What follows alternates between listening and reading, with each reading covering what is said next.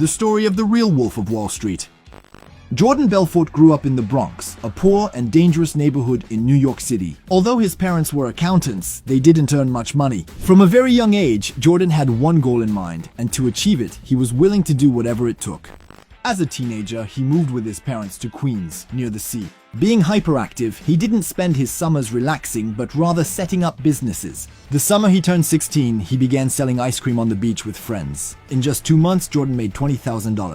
In 1987, he walked through the doors of the famous Rothschild Bank as an assistant broker. Though he lacked a degree, his charm was impossible to ignore. In the 1990s, he decided to start his own company with a friend, Stratton Oakmont, and in a short time, it became one of the largest brokerage firms in New York. Jordan Belfort hired young traders who knew nothing about the business and trained them to ripping off investors. The goal? Artificially boost the stock prices by personally investing in the companies himself. Then, once the client took the bait, he would sell his shares and cause the stock price to plummet, ruining the investor. For almost 10 years, the finance guru earned up to $50 million a year. Cocaine flowed freely, as did prostitutes. Jordan Belfort led a life of excess, debauchery, and lust. In a very short time, he became a symbol of greed.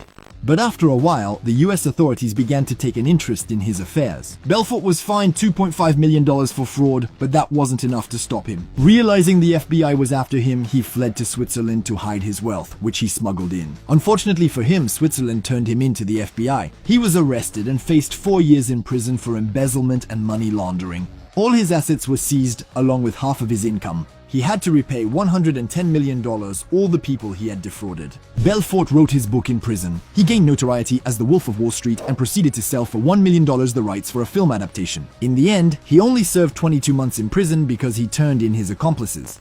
Upon his release, he became a star. He gives talks and gets paid $30,000 an hour. In 2020, he sued the film's producers for $300 million, claiming that the company was involved in a corruption scandal that he had not been aware of. Jordan is playing the redemption card, proclaiming to anyone who will listen that he is remorseful. He no longer sells shares on the stock market, but now sells himself. The Wolf of Wall Street is definitely not ready to stop making money.